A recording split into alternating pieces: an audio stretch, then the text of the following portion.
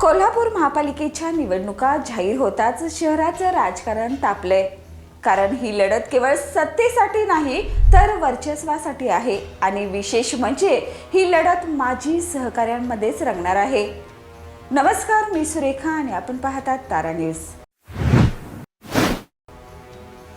विसर्जित महापालिकेत एकाच व्यासपीठावर उभे असलेले सतेज पाटील, हसन मुश्रीफ आणि राजेश क्षीरसागर आज वेगवेगळ्या दिशांना उभे ठाकलेत. राजकारणात कायमस्वरूपी मित्र नसतात हेच वास्तव पुन्हा एकदा कोल्हापूरनं पाहिलंय. आता चित्र स्पष्ट होत चाललंय. एका बाजूला सतेज पाटील तर दुसऱ्या बाजूला हसन मुश्रीफ, राजेश क्षीरसागर आणि विनय कोरे अशी संभाव्य आघाडी. म्हणजेच कालपर्यंत सत्तेत खांद्याला खांदा लावून उभे असलेले नेते आज एकमेकाविरोधात शड्डू ठोकण्याच्या तयारीत आहेत. कोल्हापूर महापालिकेवर आपली पकड ठेवणं हा प्रत्येक दिग्गज नेत्याचा महत्त्वाकांक्षेचा मुद्दा राहिलाय. त्यामुळे प्रत्येक निवडणूक ही चुरशीची ठरते. धक्कातंत्र वापरलं जातंय आणि राजकीय गणित क्षणात बदलतात.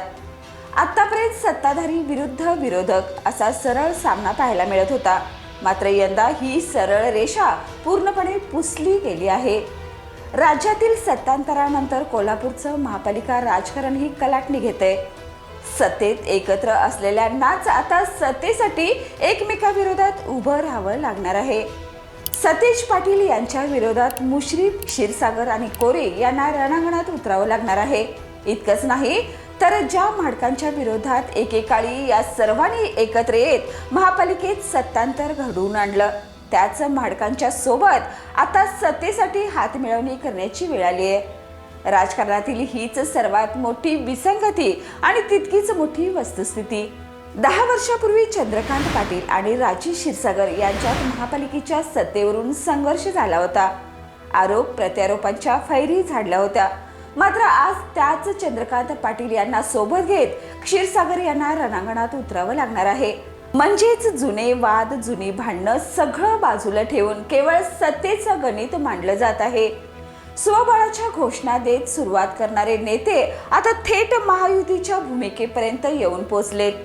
या बदललेल्या समीकरणांनी मित्रांचे विरोधक आणि विरोधकांचे मित्र तयार झालेत. कोल्हापूरच्या राजकारणात अभूतपूर्व उलथापालथ घडली आहे. आता महायुती विरुद्ध महाविकास आघाडी असा थेट संघर्ष रंगणार आहे.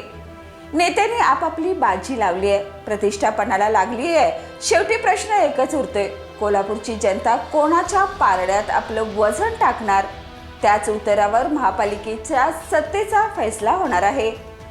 या आणि अशाच